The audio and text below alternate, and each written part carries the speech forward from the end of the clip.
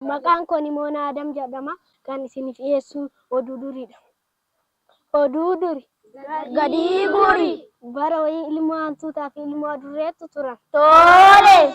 Guyyaa guyyaa walitti dhufanii waliin taphataa turan. Tole. Guyyaa tokko dhuftee ilmoon hantuutaa harmee koo jetteeni harmee ani hiriyyaa bareedduu argadhee tan wajjin taphadhu rifeensi isii akka jirbitti kan lallaafu sagaleen isii bareedduudha jetteen. Tole. Yoo deemtu kasuuta tarkaanfattu jetteen.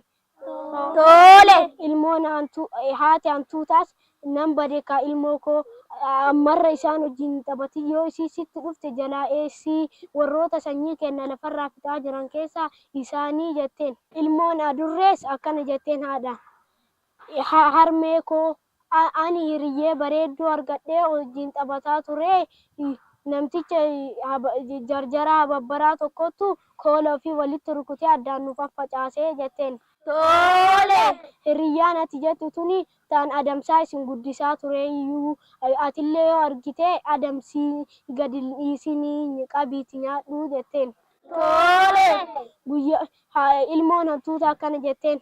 Namticha mataa irraa foon qaba kaati jettu kuni yoo ilmi namaa qalate foon isaa nu biran gayaa jetteen.